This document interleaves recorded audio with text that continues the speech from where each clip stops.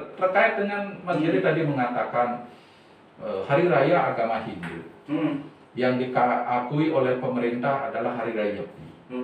Mungkin Mas Giri akan bertanya, bagaimana sih sejarahnya Hari Raya Nyepi? Ya, Nah, oke saya tanya, bagaimana sih Pak sejarahnya?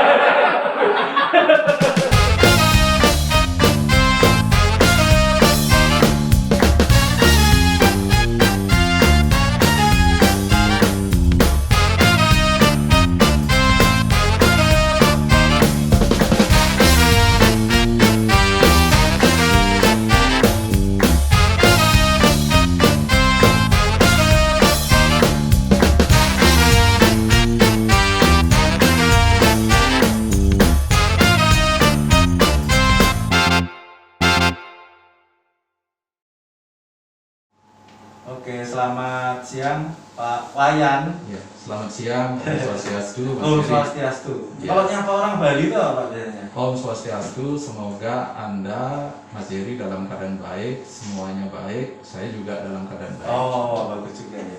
Iya, Pak Wayan, ini kan kita dalam rangka Hari Nyepi ya. Nyepi itu kan agama Hindu Pak ya. Iya. Ada berapa sih Pak hari besar agama Hindu? Hari besar agama Hindu itu ada Hari Raya Nyepi itu sendiri, ada Hari Raya Galungan, Ya. yang mana di India disebut dengan Hari Raya Wijaya Dasami. Nah, Hari Raya Galungan ini nyambung dengan Hari Raya Kuningan. Oh, Kuningan. Ketika anak muda mengucapkan Selamat Hari Raya Galungan dan Kuningan gitu. Oh ya. Terus ada lagi Hari Raya Siwaratri. Ada lagi Hari Raya Pagarosi. Oh, banyak sekali. Ada lagi Hari Raya Tumpak Landep. Oh, banyak sekali. Kalau yang diakui sama negara yang dijadikan tanggal merah maksudnya? Tanggal merah Hari Nyepi saja. Oh, cuma Nyepi saja. Hari Nyepi saja. Kalau di Bali berlaku semua ini Pak?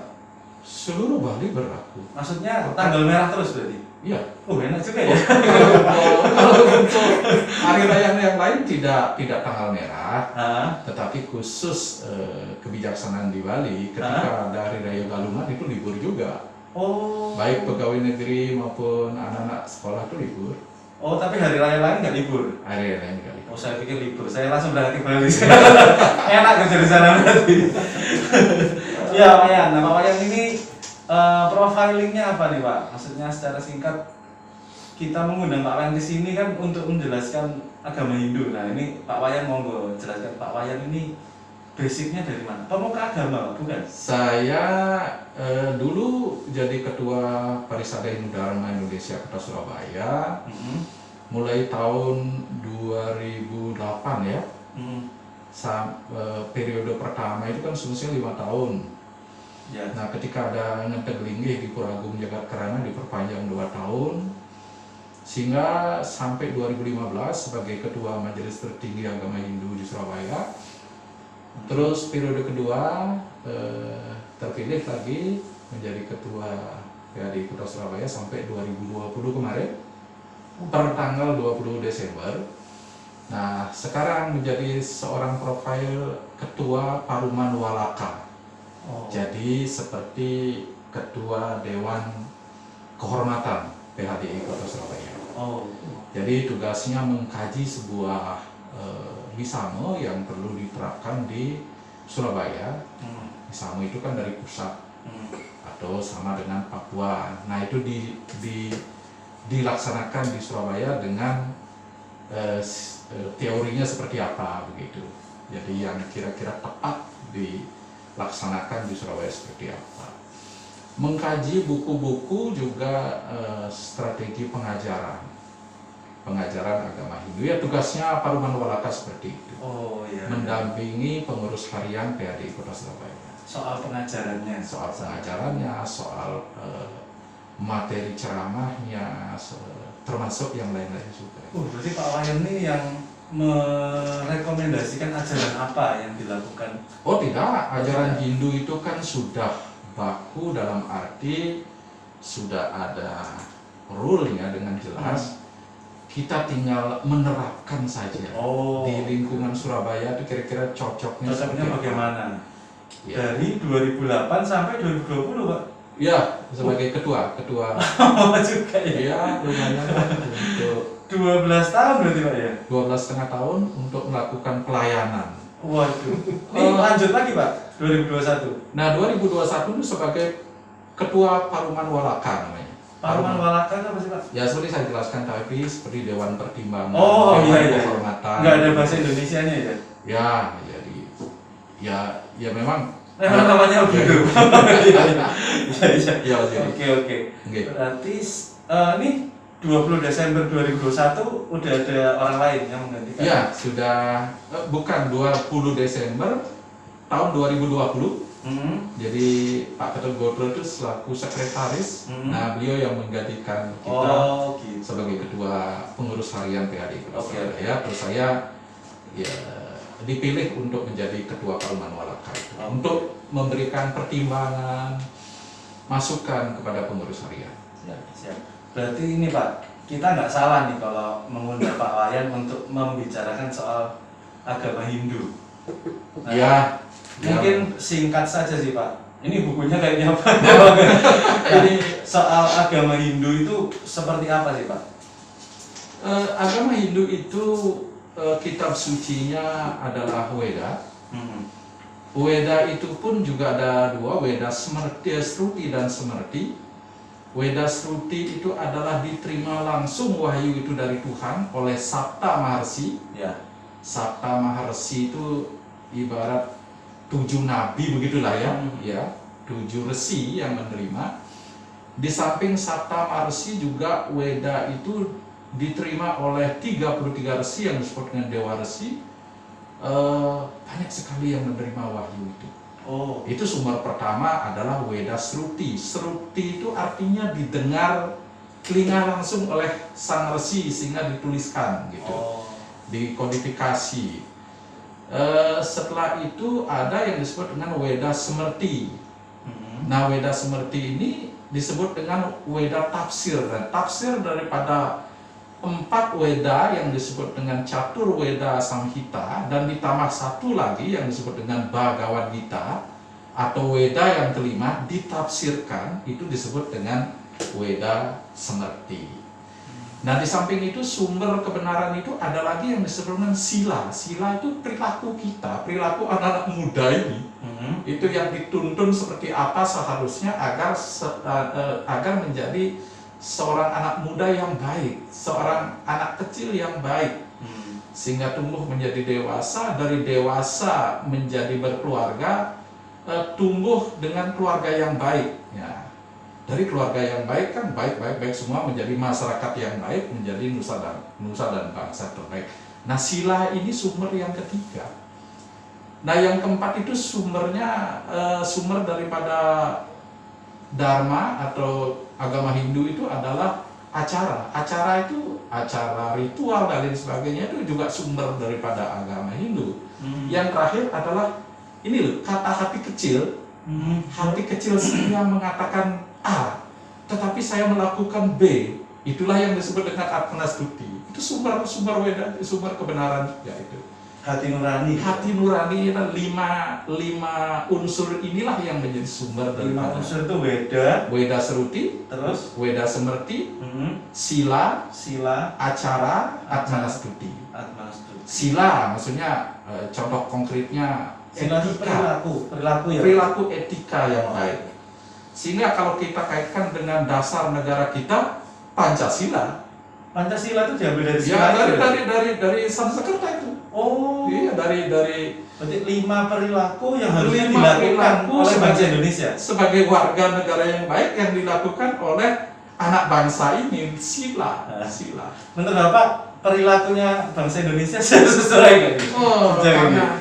karena menurut saya sudah baik, Sudah baik ya. Tapi belakangan ini perlu diperbaiki.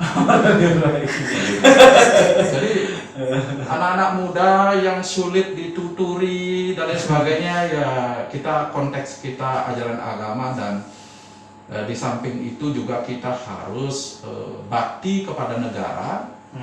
Dan yang kedua adalah bakti dan melaksanakan ajaran agama. Ya itu yang. Ya ada dua sisi ini yang paling penting, ibarat mata pisau yang ya runcingnya dua begitu ya.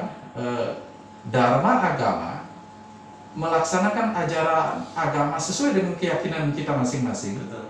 Dan dharma bakti hormat kepada negara itu sendiri. Mas Jerry memahami barangkali banyak sekali kata-kata yang Mas Jerry dengar. Kalau seandainya negara tanpa agama pasti salah. Iya. Chaos. Iya. Jadi agama tanpa negara yang mensupport nggak berkembang agama itu. Oh, Iya. iya. Jadi dua sisi ini Saling yang menguatkan ya, Pak? saling menguatkan begitu. Oke. Iya. Begitu penjelasan agama Hindu, Pak. Ya, Ini agama kepala Hindu. saya masih betul. Wah, ternyata cukup banyak ya, Ya. yang itu makanya bukunya sampai setebal itu. Ini buku catatan saja. Oh, buku catatan. saja. Oke. Terkait dengan Mas Jerry tadi mengatakan Hari Raya Agama Hindu yang diakui oleh pemerintah adalah Hari Raya Nyepi. Mungkin Mas Jerry akan bertanya, bagaimana sih sejarahnya Hari Raya Nyepi? Nah, oke, saya tanya, bagaimana sih Pak sejarah? Iya.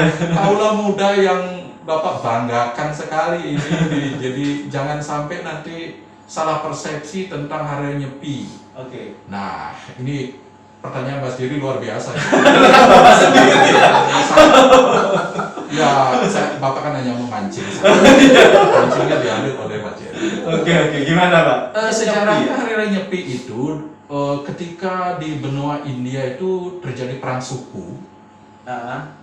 Kurang lebih sebelum tahun 76 Masehi, sebelum itu, sesudah Masehi, perang suku antara suku Palawa, yang suku Palawa besar sekali suku itu, suku Kusana bahkan lebih besar lagi, suku Saka, suku USG, jadi suku-suku yang lainnya berperang terus untuk merebut kekuasaan, saling mempengaruhi, merebut kekuasaan wilayah dan sebagainya. Nah, suku Saka ini selalu kalah di dalam perang, Mas Eri. Selalu kalah di dalam perang, dan karena suku Saka ini istilahnya bahasa seharian bendino kalah terus itu. Setiap perang itu kalah terus. Akhirnya suku Saka ini sangat cerdas, pinter, dan berkarakter. Orang cerdas saja tanpa karakter itu beda sudah. Itu mengambil diplomasi budaya. Jadi tidak mau perang fisik lagi, tetapi mengambil strategi diplomasi budaya. Nah, ketika itu diplomasi budaya yang dia ambil di India, di suku Saka itu banyak sekali lahir ilmuwan-ilmuwan. Sehingga catatan saya seperti Aswaghosa itu seorang filosof yang sangat terkenal di India. Ya, tahun itu. Jadi Parswa Wasumitra Caraka itu seorang dokter yang sangat terkenal sekali tahun itu di India. Terus ada Raja Swara, seorang penyair, ya, itu lahir di India. Nah, Raja Kaniska I dari suku Kusana yang sangat berkuasa, yang paling sering menang di dalam perang suku, itu merasa tertarik dari kebudayaan yang ditampilkan oleh suku Saka, sehingga tarik tahun daripada kerajaan dari suku Kusana yang disebut dengan Raja Kaniska I mengambil nama daripada suku Saka sebagai tarik tahun di India ketika itu. Dan itu di tahun Saka itu diperingati tanggal 21 Maret tahun 79 sesudah Masehi. Sesudah Masehi. Otomatis sebelum tahun 79 itu terjadi perang terus. Nah, lama juga perangnya Pak ya? Wah, lumayan bertahun-tahun, sudah bahkan ratusan tahun gitu. Ketika tanggal 21 Maret 79 sesudah Masehi ini, setelah Masehi ini, itu pas Raja Kaniska I itu 1 tahun dia menjadi dinobatkan sebagai seorang raja. Nah, kalau misalnya tahun Saka dikaitkan dengan Masehi kan harus ditambah 78 kan gitu.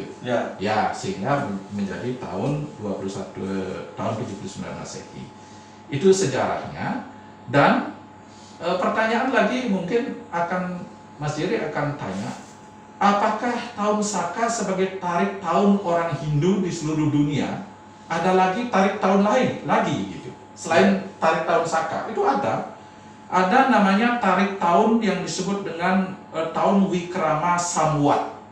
Itu bahkan jauh lebih tua daripada tahun Saka. Itu sebelum Masehi itu. Ada lagi tarik tahun Wikramaditya. Itu bahkan lebih tua lagi daripada tarik tahun Saka. Jadi secara histori di India, ya, negara India itu menjadikan tarik tahun Saka ini sebagai tarik tahun nasional tahun 1958 pertama kali diakui, Ya. diakui sebagai tarik tahun kenegaraan di India.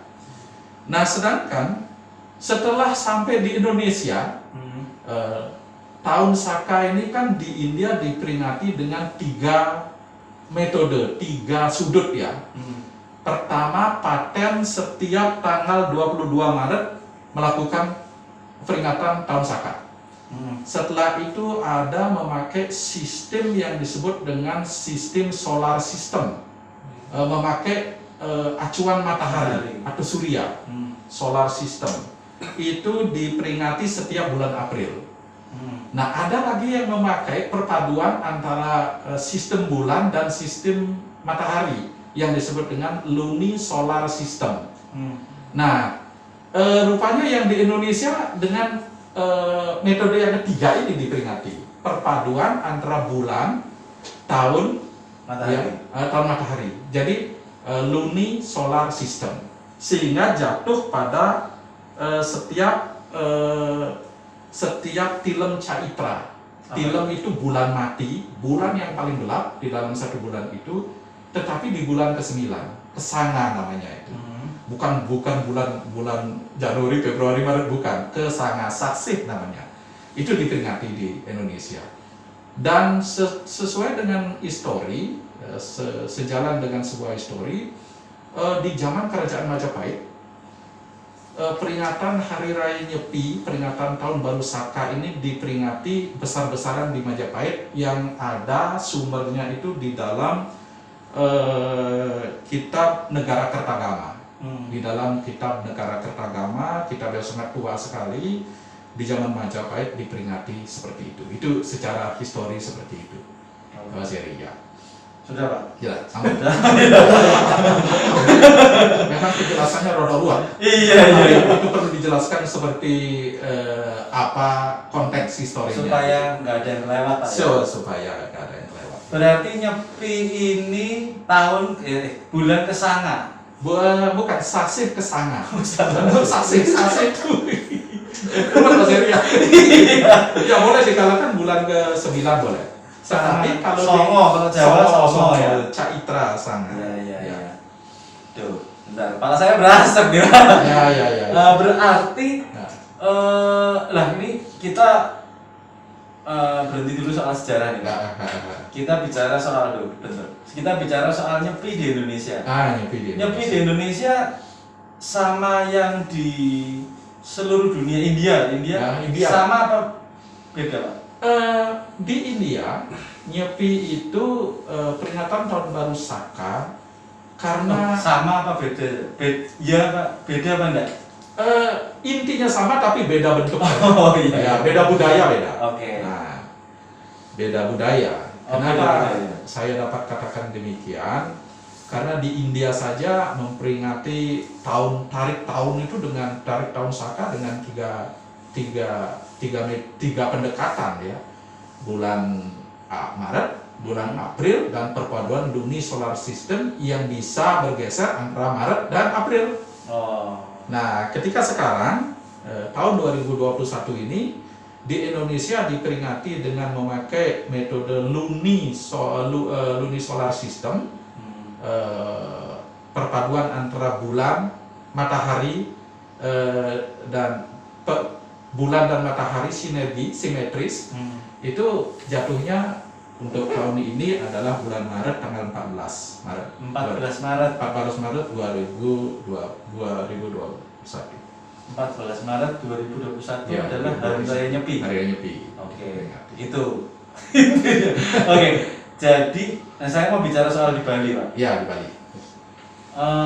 Kenapa Nyepi itu ya bisa jadi sebuah, menurut saya, fenomena? Karena sampai penerbangan mau apapun semua pada Hari Raya Nyepi itu lumpuh.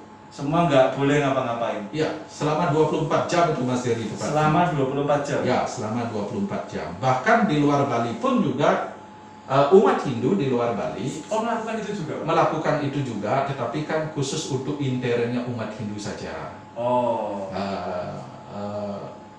Melakukan Hari Raya Nyepi itu semestinya ada tata urutannya Mas Dery. Ya. Pertama H-1 ya. Bahasa anak mudanya itu kan memakai H-1. H itu Hari Raya Nyepi, min satunya itu adalah Tilem, bulan gelap. Itu ketika bulan gelap itu umat Hindu melakukan yang disebut dengan upacara budayanya.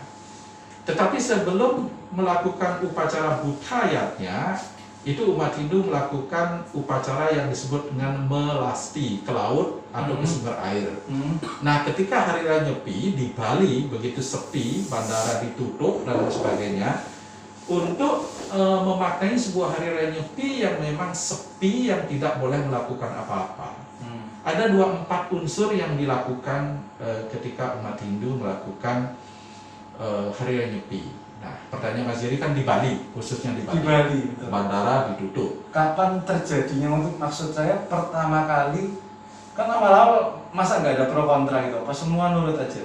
Oh, nurut saja. Oh, nurut aja. Ketika ditetapkan itu sudah nurut saja. Oh gitu kan. Termasuk, mohon maaf, saudara kita yang berkeyakinan lain jadi ikut. Ya udah mau. Ya, jadi saudara Kristiani menghormati dalam arti ya, ketika ke gereja, ketika itu juga mungkin tidak ada. Jadi ketika tidak ada persembahyangan itu tetap ada, tetapi umat lain selain Hindu menghormati. Ketika umat Islam di Bali melakukan sholat Jumat atau sholat dan sebagainya juga tidak memakai loudspeaker gitu ya, tidak memakai pengeras suara. Jadi menghormatilah. Kenapa seperti itu? Bandara ditutup karena 4 unsur yang dilakukan oleh umat Hindu di seluruh Indonesia yang disebut dengan catur berata penyepian. Tidak boleh bepergian, ya, berpuasa atau yang disebut dengan patigeni, upawasa namanya, ya. Puasa itu semestinya bahasa Sanskertanya kan upawasa. Menjadilah bahasa keren sekarang ini puasa kan gitu. Maksudnya upawasa itu asal katanya itu. Gitu. Ya, terus tidak boleh bepergian yang disebut dengan amati lelungan. Dan tidak boleh bekerja yang disebut dengan amati karya. Dan tidak boleh mendengarkan nonton TV, dengarkan musik apapun juga yang disebut dengan amati lelanguan. Jadi 4 ini dilakukan. Jadi diam saja di rumah. Nah, dengan dasar itulah bandara ditutup. Dengan dasar itu bandara ditutup. Jadi anak muda, kaula muda mengikuti hal ini. Ya di luar Bali juga seperti itu. Kalau yang itu Pak, bawa ogoh-ogoh itu. Itu ketika ogoh-ogoh itu bahasa anak mudanya itu H-1 dilakukan. Itu yang tadi H-1. Ya, H-1. Jadi itu simbolik apa maksudnya, Pak? Simbolik daripada yang disebut dengan nafsu. Nafsu. Ogoh-ogoh itu kan kalau dipikul itu digoyang-goyang begitu ya. Ya, jadi yang disebut dengan goyang-goyang, maju mundur ke kiri kanan itu namanya ogoh-ogoh. Ya, gerakan ogoh-ogoh itu seperti itu. Itu simbol nafsu, simbol kebencian, simbol angkara murka, simbol emosi, simbol tanpa pengendalian diri, itu disimbolkan seperti itu. Disimbolkan sebagai si patung ogoh. Ya, itu harus dikekang. Karena besoknya harus dikekang. Ya, jadi besoknya itu harus dikekang. Jadi itu sebuah refleksi bagaimana nafsu, ego di dalam diri kita itu diminimalisir dengan baik lah, ditekanlah dengan baik ketika hari raya Nyepi itu. Oke. Nah, seperti itu. Oke, terima kasih. Saya sudah tanya apa lagi nih, Pak? Ya silakan apa aja. Oke, oke. Ya gini Pak Wayan, Ya. apa namanya, si Bali itu, kita bicara soal Bali itu sangat terkenal di Seluruh dunia ya. seluruh dunia. Betul. Bahkan bisa dibilang orang bule-bule itu nggak tahu Indonesia, taunya Bali. Ya, betul. Artis-artis apa semua itu saya lihat, oh Bali saya tahu Ya. gitu kan. Nah, kenapa bisa Bali sampai Mendunia. mendunia? Ya. Apa yang membuat Pulau Bali berbeda dengan Pulau Jawa, Pulau Kalimantan? Benarnya kan Papua punya Raja Ampat, Betul. Kalimantan punya konservasi orang hutan yang sangat langka, Pulau Komodo dan Pulau Jawa punya apa ya? Pulau Jawa punya banyak tenaga kerja. Nah, kenapa di Pulau Bali kok bisa terkenal sampai ke mancanegara ini, Pak? Saya lahir di Bali itu merasakan beda juga, Mas Heri. Oh gitu. Kenapa pun saya lahir di Bali, besar di Bali, sekolah di Bali, ketika kuliah saja baru keluar dari Bali. Ketika datang ke Bali merasakan beda. Bedanya gimana, Pak? Bedanya gimana ya? Auranya sangat beda sekali. Hal itu didukung akan adanya budayanya yang ada di Bali itu budaya adiluhung itu sampai sekarang dipertahankan dengan baik.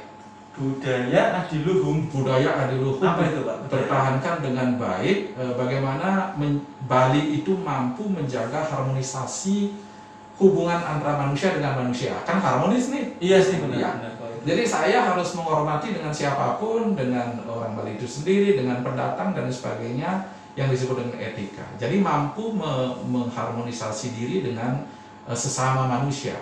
Yang kedua, budaya yang lahir dari sebuah ajaran agama yang menjaga harmonisasi antara manusia dengan lingkungan. Lingkungannya benar-benar dijaga. Iya. Lingkungannya terutama alam, keindahan alam itu dijaga dengan baik. Terus yang ketiga, di Bali tiada hari tanpa bau wangi ya, asap dupa. Iya. Itu tiada hari, tiada detik, tiada jam, Di mana-mana, Pak ya? di mana-mana Itu tanpa asap dupa. nah saya pernah dengar nih, Pak. Dupa itu katanya kalau diinjek bisa membawa celaka. Benar nggak itu, Pak? Tetapi faktanya begitu ya. Begitu ya? Ya, jadi kalau umat Hindu yang ada di Bali tidak mau menginjak dupa kecuali tidak sengaja. Kalau tidak sengaja, Pak? Kalau tidak sengaja tidak ada terjadi apa-apa. Oh, Tapi gitu. yang disengaja itu biasanya ada Oh, kejadian. Oh benar ya berarti ini? Mas Jerry bisa ini fakta ya Bapak. Saya bisa nyoba Anda dulu. saya oh iya, nggak mau ya. Celaka saya nanti. dulu kira-kira sekitar 15 tahun yang lalu ada seseorang, anak daripada seseorang Anak daripada seseorang. seseorang bapak ya, ketika itu SMP anaknya itu matanya itu sakit 3 hari nggak bisa tidur, diperiksakan ke dokter mata itu tidak ada apa-apa penyakit. Nah setelah itu malamnya itu telepon bapaknya ke saya, ini sebagai sebuah introspeksi ya kaitannya dengan hari raya Nyepi, evaluasi diri. Dia katanya di ojo-ojoi sama temennya. Ojo-ojoi itu apa ya? Disuruh-suruh gitu ya. Panas-panasin gitu ya. Kamu kalau berani nginjak dupa sama sesaji itu wis tak upai gitu. Diinjak, saya berani cok gitu. Sampai di Surabaya udah matanya sakit tanpa penyebab, seperti ada pasir banyak di dalam matanya. Telepon saya percikan yang disebut dengan tirta, ya. Tirta itu air. Tirta itu air suci. Air suci. Kita mohon kepada Tuhan. Setelah itu berangsur-angsur pelan-pelan sembuh. Ya.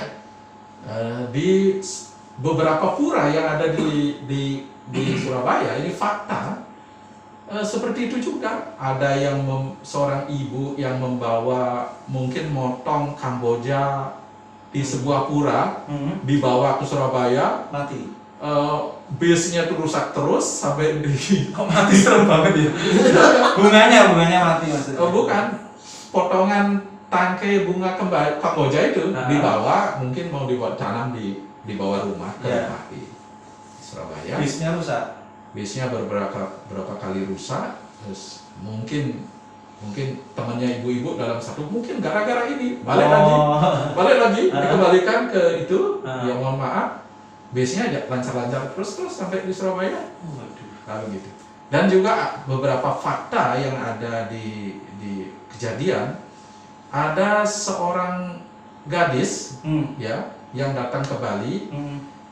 Dia di Bali tidak melakukan kesalahan, tetapi dia terkagum-kagum. Terkagum-kagum di Bali. Dia, oh bagus sekali ya, oh ini pemandangannya bagus sekali, ini bagus sekali. Sampai di Surabaya, sampai di rumahnya, terus sampai 2 hari kesurupan itu. Kenapa? Gak tahu, padahal di Bali tidak melakukan kesalahan apa-apa, tetapi dia karena kagum saja, mengagumi Bali.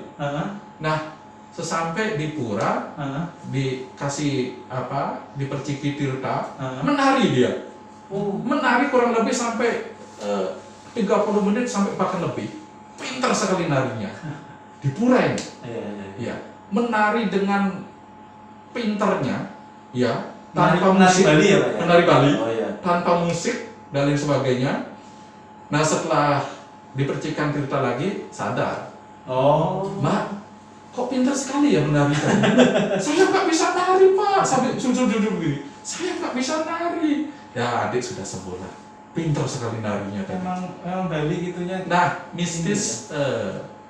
Masa gitu dibilang kayak yang bom legian tuh, ada satu pura itu saya kenal lewat tuh, Pak. Di satu pura ini ya berdiri kokoh, nggak saudara tidak terjadi bangunan yang lain rata. Ya. Jadi memang Bali itu orang asing mengatakan sebagai Pulau Dewata, Pulau Seribu Pura, ya memang benar itu. Dan juga kalau Bapak mengatakan budaya yang sangat bagus itu dipertahankan sampai saat ini. Budayanya itu adalah terintegrasi dari ajaran agama yang disebut dengan budaya agama, dilaksanakan terus. Bagaimana 3 pilar harmonisasi ini dipertahankan terus. Hubungan antara manusia dengan manusia baik, hubungan antara manusia ramah-ramah, ya seperti itu, alam baik, hubungan antara manusia dengan Tuhan harmonis. Berarti kalau bisa melakukan 3 ini, bahkan Pulau Jawa pun bisa jadi seperti Bali, Pak ya? Saya yakin. Maksudnya yakin apa nih, Pak? Pulau Jawa bisa melakukan 3 ini. Jadi wong Jawa kehilangan Jawane, ya. Gitu Pak ya. Banyak orang Jawa yang sudah kehilangan Jawanya. Itu artinya kan kalau dibahasakan Jawa itu kan artinya asal katanya dari Arjawam. Artinya bijaksana. Jadi bijak artinya bijak. Terhormat artinya. Nah, kalau seandainya budaya Jawa sudah terkikis hampir habis, kan berarti wis kelangan Jawane.